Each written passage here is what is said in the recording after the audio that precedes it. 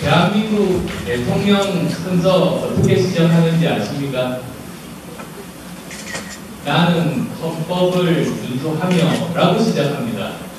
그러니까 대통령의 임무 처음이자 끝이 헌법을 준수하고 수호하는 겁니다. 그런데 헌법을 준수하고 수호해야 할 대통령이 헌법을 파괴한 게 요즘 이 사건의 본질입니다. 김영란법 통과를 위해서 제가 굉장히 노력했습니다. 지난 19대 때 거의 통과가 안 될 상황에 처했을 때 여야를 넘나들면서 이제 설득해서 통과를 시켰는데요. 요즘 보니까 김영란법으로 2만원, 3만원 규제하는 게 얼마나 허탈한지 모르겠습니다. 뿌리부터 썩어 있지 않습니까? 그래서 정말 요즘은 내가 이러려고 김영란법 통과에 힘들어서 자괴감을 느끼고 괴롭습니다. 시간이 많지가 않으니까 오늘 한 40분 정도 제가 말씀드리려고 하는데요. 세 가지만 말씀드리겠습니다. 지금 현재 우리나라는 어떤 상황에 처해 있는지, 그 다음 우리 미래에는 어떤 것이 놓여져 있는지, 그리고 세 번째로는 그럼 우리는 도대체 무엇을 해야 하는지, 그 세 가지 말씀을 드리겠습니다. 우선 지금 현재 우리는 어디에 와 있는가? 정말 총체적인 난국입니다. 사회 모든 분야가 다 지금은 그냥 정말 백일천하의 정체들이 드러났습니다. 경제 정말로 지금 많이 어렵습니다. 하나씩 한번 볼까요? 우선은 수출. 작년 1월부터 올해 10월까지 21개월 동안 지난 8월 한 달 빼놓고 수출이 연속해서 계속 감소하고 있습니다. 수출이 지금 굉장히 쪼그라들었어요. 내수도 어렵습니다. 물건 사려면 내가 빚이 적어야 되지 않습니까? 근데 지금 가계부채가 올해 6월까지 1257조 원입니다. 5천만 명이 1200조 원 빚을 지고 있으니 무슨 물건을 새로 살 수가 있겠어요? 거기다가 기업들이 지금 서서히 망가지고 있습니다. 대표적으로 조선산업, 그리고 해운산업, 한진해운이나 대우조선 지금 굉장히 어렵죠. 그나마 잘 나가던 삼성전자, 현대자동차 지금 이제 위기에 봉착했습니다. 갤럭시 노트 7 이제 단종이 그 시작점인 것 같습니다. 여기 경영학 배우는 분들도 계신가요? 제가 좋아하는 세계적인 경영학자 중에 짐 콜린스라는 사람이 있습니다. 그 사람이 쓴 책들 많이 번역되어 있습니다. 성공하는 기업의 8가지 습관이라는 책도 있고, 그 다음에 좋은 기업을 넘어 위대한 기업으로, 이런 책도 있습니다. 그 책을 쓴 사람인데, 그 사람이 잘 나가는 기업에 대해서만 쓴 게 아니라 잘 나가다가 실패하는 기업에 대해서도 썼습니다.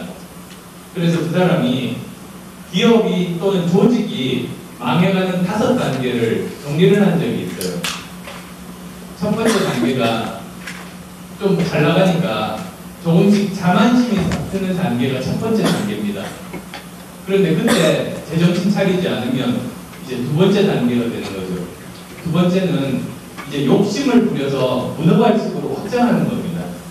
그 단계로 접어들고, 그 다음 이제 세 번째 단계가 되면 어떻게 되느냐면, 외부에서 볼 때 성적은 제일 좋아요.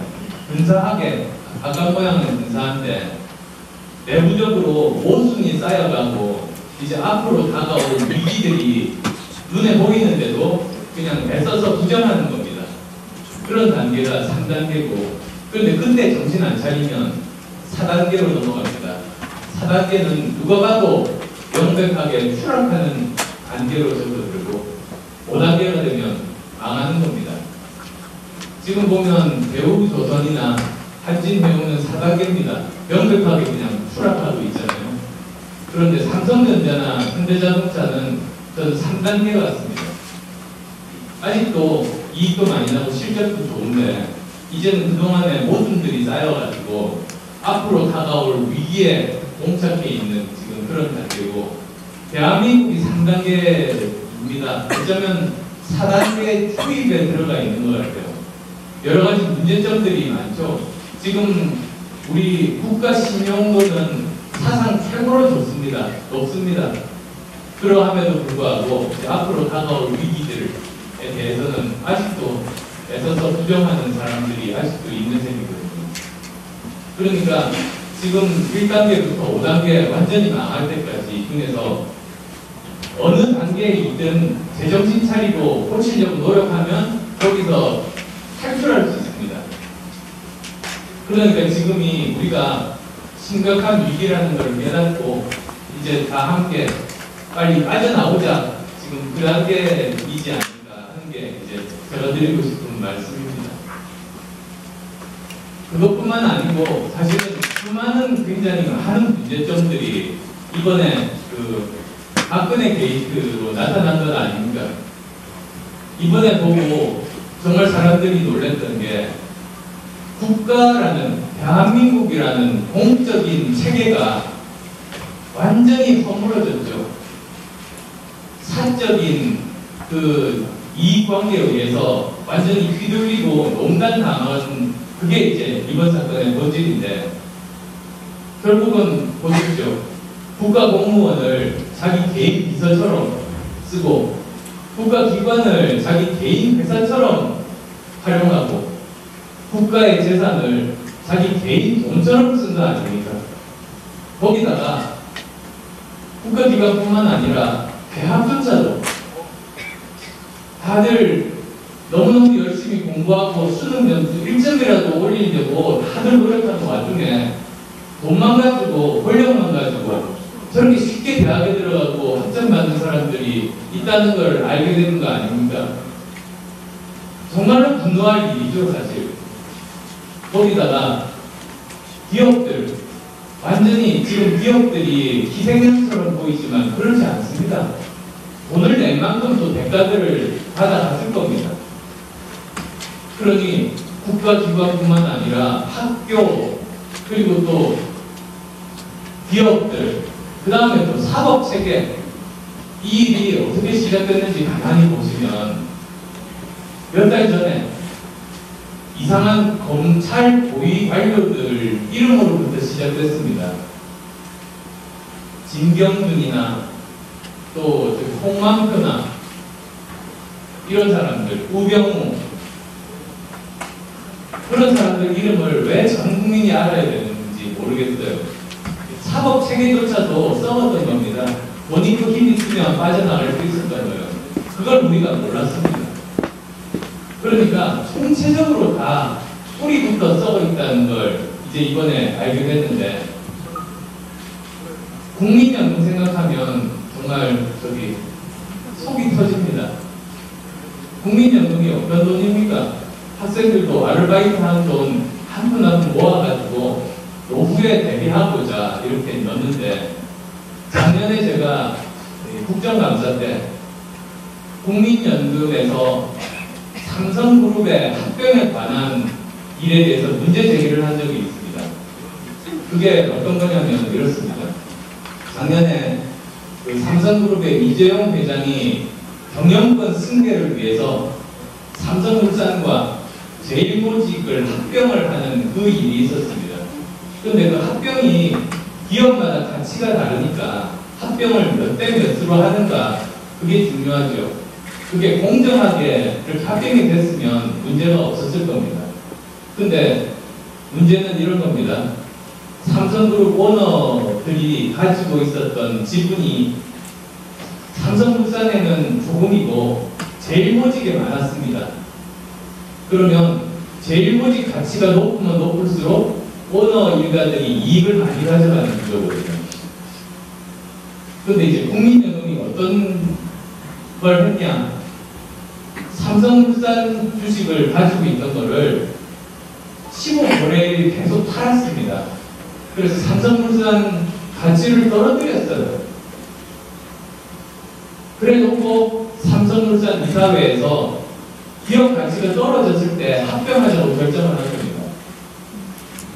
그러니까 주주들한테는, 삼성물산 주주들한테는 손해고 오너 일가에게는 이익인 걸로 결정을 한 겁니다.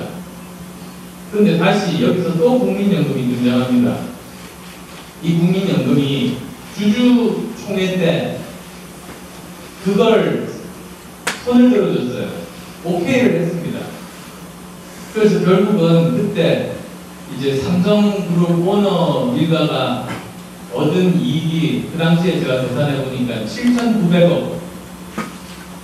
그리고 이제 지금 현재 가치로 이제 계산을 해보면 결국은 국민연금에 최소한 5천억 이상의 손해를 끼쳤습니다. 그때 그걸로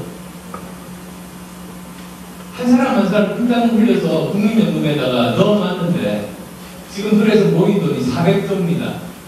그런데 저거 한 방에 5천억을 날려버린 거예요. 이런 일들이 일어나고 있는 겁니다, 지금.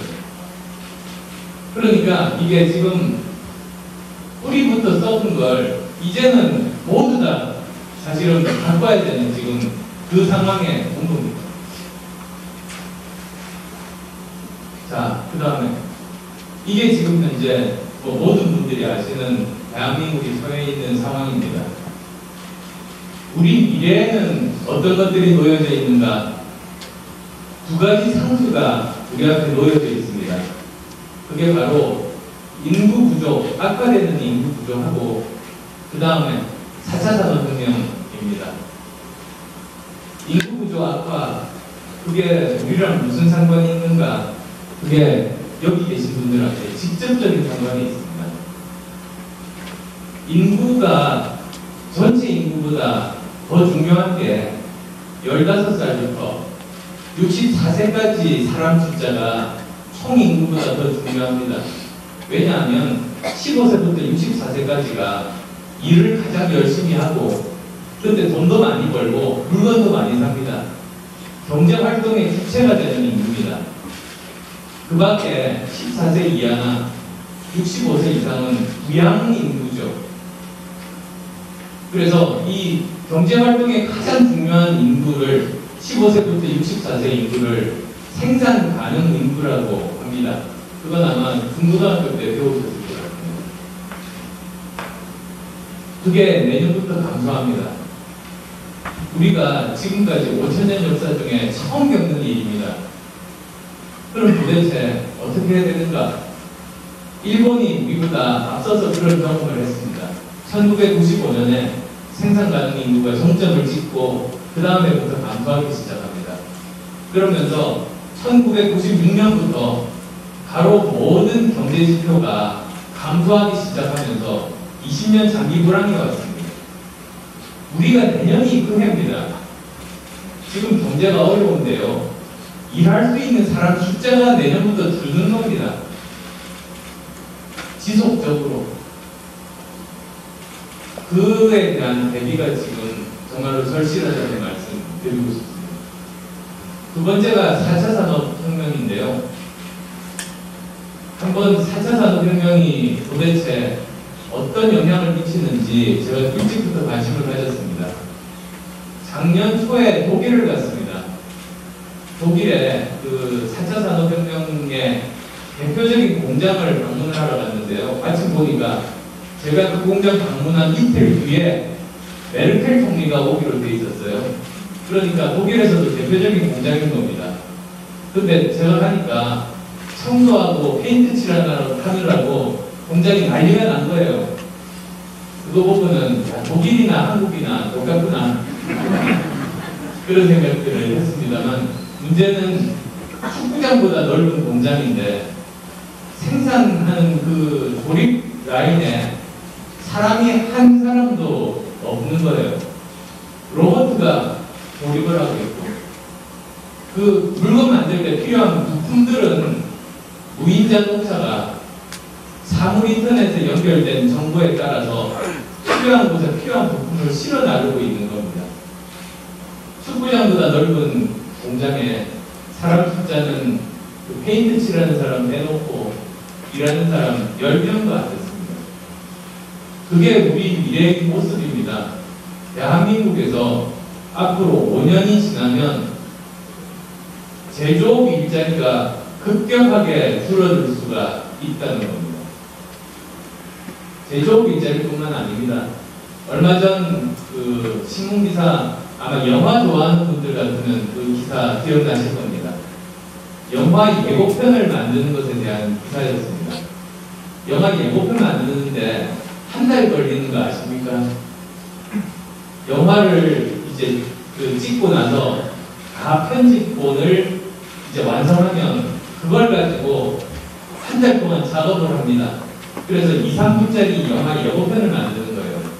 그리고 가편집본뿐만 아니라 그 전에 편집해서 버린 필름들 가지고 전부 다 보고 나서 이제 그걸 만든다고 합니다. 예고편을.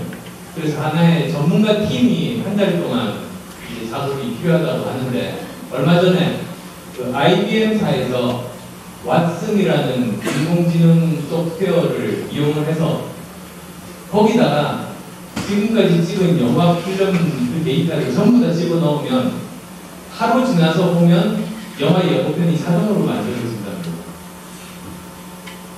완전히 한 팀의 전문가가 일할 그 작업을 없애버린 겁니다. 5년 전에 제가 미국 갔을 때 그 신문을 본 적이 있는데요. 거기 보니까 그 전날 했던 메이저리그 야구에 대한 기사였습니다. 그래서 클리블랜드와 뉴요커가, 양키스가 이렇게 몇 대 몇으로 이제 승부가 났고, 누가 제일 MVP고, 그 사람이 몇 년 전에 했던 인터뷰를 보니까 이런 거를 하려고 했는데 그 사람이 그날 그 약속대로 꿈을 이루었더라 라고 제법 감성적인 그런 문장으로 쓰인 기사였습니다. 잘 쓴 기사였는데요. 마지막에 어떻게 되어 있느냐면, 이 기사는 소프트웨어가 자동으로 작성한 기사입니다 라고 되어 있습니다. 그리고 그 소프트웨어를 만든 그 회사의 창업자 인터뷰도 살펴봤습니다. 그 사람 예측으로 앞으로 15년 후면 신문기사의 90%를 소프트웨어가 자동으로 작성할 거다 라고 예측합니다. 그게 5년 전이니까 이제 10년 남은 셈이죠. 근데 벌써 미국의 많은 인터넷 언론사들 기사가 이미 대다수가 소프트웨어가 자동 작성하고 있습니다. 이게 4차 산업혁명입니다. 갑자기 노래방처럼 1차, 2차, 3차, 4차 이렇게 숫자로 연속상으로 되어 있으니까 사람들이 착각합니다. 지금까지 산업혁명과 같은 건 줄 아는 겁니다. 완전히 다릅니다. 1차, 2차, 3차 산업혁명은 사람을 도와줘서 많은 물건을 생산할 수 있도록 도와주고 거기에 따라서 보수도 많이 받게 해주는 혁명인 겁니다. 그래서 조금 더 이제 고급스러운 표현으로 말씀드리면 1차 증기기관, 2차 전기, 3차 IT 기술은 그 산업혁명은 노동자의 생산성을 향상시켜서 보수도 함께 많이 받게 해주는 혁명이었습니다. 4차 산업혁명은 일자리를 없애버려서 돈을 못 받게 하는 겁니다. 그러니까 이게 연속선상이 아니고 완전히 다릅니다. 사람들이 왜 자꾸 4차 산업혁명 이야기를 하는가? 1, 2, 3차와 근본적으로 다르기 때문에 이야기를 하는 겁니다. 그래서 거기에 대한 대비가 지금은 반드시 필요하다. 그건 사실 여기 계신 분들도 이제 준비를 하셔야 되고 정부나 정치에서도 그 일을 해야만 되는 겁니다. 근데 제가 이제 국회, 지난 19대 국회 때 들어가서 한 달 만에 깨달았던 점이 있습니다. 문화 충격을 좀 여러 가지를 받았는데 그 중에 하나가 여기는 급한 일만 하다가 중요한 일을 하나도 못하는 데구나. 발등에 떨어진 불만 끄다가 중요한 일 또는 2, 3년 후에 벌어질 일들 대비를 전혀 못하는 겁니다. 근데 이제 이러면 안 되는 상황에 도달했다는 거 말씀드리고 싶습니다. 그래서 지금 이제 보십시오. 지금까지 제가 말씀드린 지금 현재 우리나라가 처해 있는 상황과 우리 앞에 바로 눈앞에 놓여진 악화되는 인구 구조와 4차 산업혁명이라는 가까운 미래에 대한 것까지, 이게 지금 우리가 지금 살고 있는 2016년의 현실입니다. 그러다 보니 이것을 제대로 준비를 해주지 못하는 국가에 대해서 이제 국민들이, 대중들이 분노가 폭발한 겁니다. 2016년은 지금 우리가 지금 살고 있는 지금 이 순간은 몇백 년 후에 역사가들이 기록할 겁니다. 왜냐하면 정말로 큰 일들이 벌어진 해입니다. 2016년은 기득권 정치 체제에 대해서 대중들의 분노가 폭발한 해로 기록될 겁니다. 제일 처음 그 방아쇠는 영국에서 당겼습니다.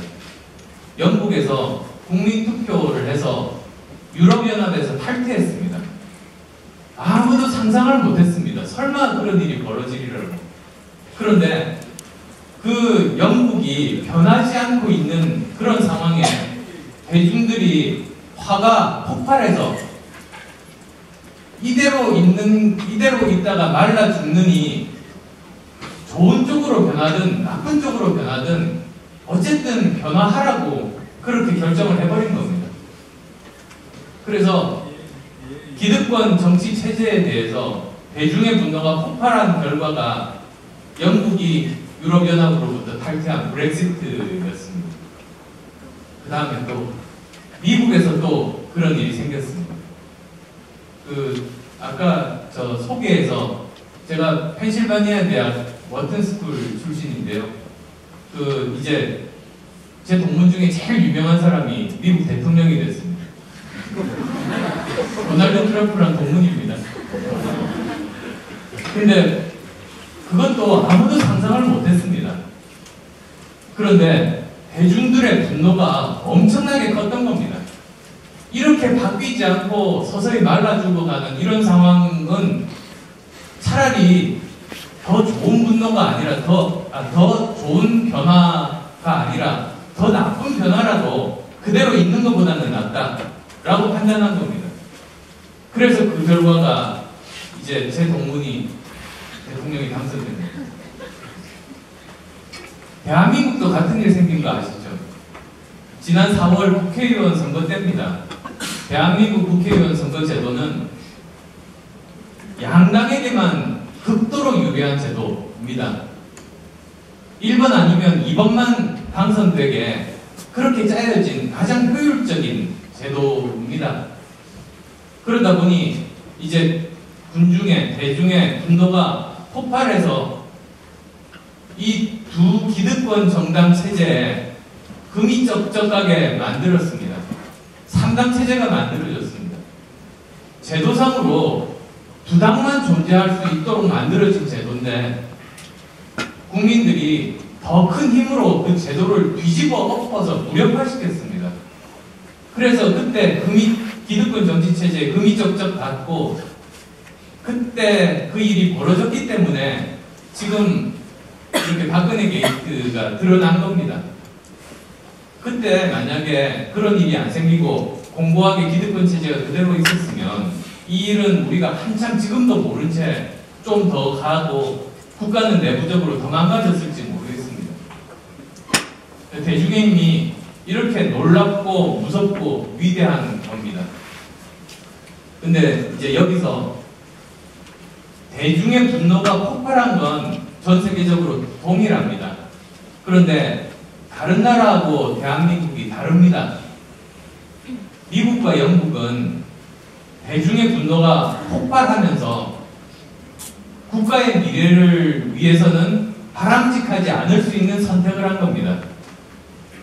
정말 혼내주겠다는 그 분노 때문에 어쨌든 나빠도 변화를 택했습니다.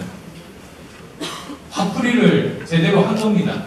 기득권 정치 체제에다가 경고를 한 겁니다. 그런데 우리는 달랐습니다. 우리는 문제를 해결하는 방식으로 분노를 표출했던 겁니다. 두 당이 대한민국의 문제를 못 푸니까 세 당이 한번 풀어보라고 문제 해결 방식으로 사실 분노가 표현되는 겁니다. 1997년 IMF 외환 위기 때 여러 나라가 그 고통을 겪었는데 우리나라만 금모으기 운동을 했습니다. 이번에 정말 외국에서 놀랍니다. 이 사태를 접하면서 지금 아마 외국에 지금 친구가 있거나 한 분들은 연락해보면 아시겠지만 지금 현재 외국에서 대한민국을 보는 시각이 두 개가 공존합니다. 하나는 우리 정치권이나 대통령이 어떻게 이럴 수가 있느냐, 정말로 후진적이라고 하는 평가가 있고요. 그래서 이제 우리 유학생들이 주위의 동료들이 질문한답니다. 신문 보다가 맞아, 너 한국에서 왔지? 그렇게 물어보면 다들 아니에요, 저 일본에서 왔어요. 정말 부끄럽고 창피한 겁니다. 근데 또 한편에서는 보통 전 세계적으로 10만 명이면 정말 엄청난 숫자 아닙니까? 10만 명이 모이면 거기서 폭력 사태나 사고가 안 생기는 적이 없습니다. 특히 이렇게 무질서한 그런 군중 집회가 벌어지면 예외 없이. 그런데 우리나라는 100만 명이 모였는데 사고 하나 없었습니다. 이거는 세계사적으로도 정말 유례를 찾기 힘든 일입니다. 도대체 어떻게 대한민국에서 저런 일이 생기는지 정말 보고 있는 겁니다. 그래서 정말 우리나라는 지금 현재 위대한 시민들과 국민들의 수준과 동시에 정말 저 바닥인 우리 정치권 내지는 대통령의 수준이 공존하고 있는 지금 그런 상황입니다. 그런데 저는 지금이 오히려 지난 IMF 외환위기 비롯해서 우리가 고비 때마다 오히려 그때가 우리가 발전할 수 있는 기회로 계기가 됐습니다. 우리나라는 항상 그랬습니다. 바닥을 쳐야 사실은 다시 그걸 극복하고 나올 수 있는 계기가 될 수가 있는 건데 어쩌면 지금이 그럴 때가 아닌가 합니다. 이대로 그냥 허물어지는 게 아니라 오히려 바닥을 쳤을 때가 그러면 정말 어떤 부분들을 우리가 고쳐야 되는지 바꿔야 되는지를 모두가 절실하게 깨달았을 때 그걸 바꿀 수 있는 동력이 생기는 거 아닌가 싶습니다. 제가 정치 처음 시작하면서 새 정치가 뭐냐는 질문들을 많이 받았습니다. 그런데 그때마다 저는 이렇게 이야기를 했습니다. 우선 정치가 뭐냐? 정치는 세상 바꾸는 겁니다. 그런데 제가 실제로 정치를 해보니까 오히려 반대를 너무나 많이 봤습니다. 세상이 바뀌는 것을 막는 사람들이 그렇게 많은 겁니다. 정치는 공익을 위해서 봉사하는 일인데 개인의 욕심을 채우려는 사람이 그렇게 많은 겁니다. 그게 원래 정치가 해야 되는 일이 아닌 반대 일들을 하고 있는 거 아닙니까? 그게 바로 기득권 정치입니다. 그러니까 국민들이